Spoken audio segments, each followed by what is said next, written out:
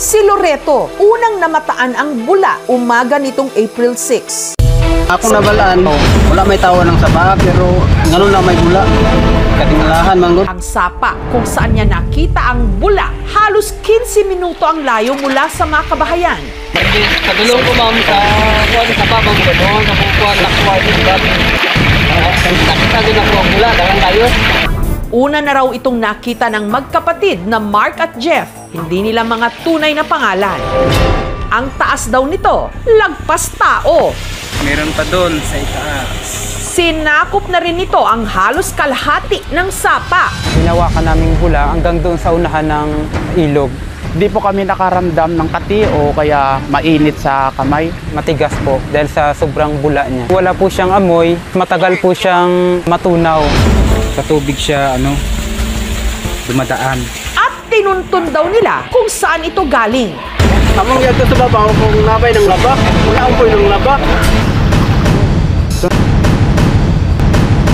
Ang mga piraso ng kahoy na tinutukoy ng magkapatid nagmula sa puno na nakatindig malapit sa sapa na kung tawagin sa kanila, oyaoy.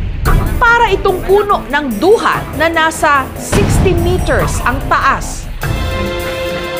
Para makumpirma ang kanilang hinala, Pag-uwi po namin, yung mga natirang kahoy na naiwan doon sa bundok, nilagay doon sa balde.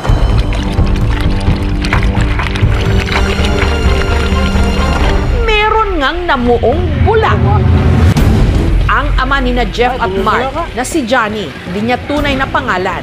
Dati na raw itong alam. Yung una, Ang residente namang sintriga, lalo't kung sakali raw, malaking tulong ito sa kanilang paglalaba.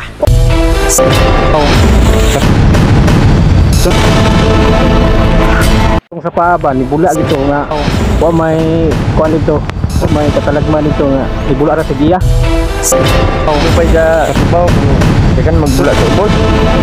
Ano yun tao, kamong di kan kuanon. Na may gamit siya pun sa panglaba. Eh?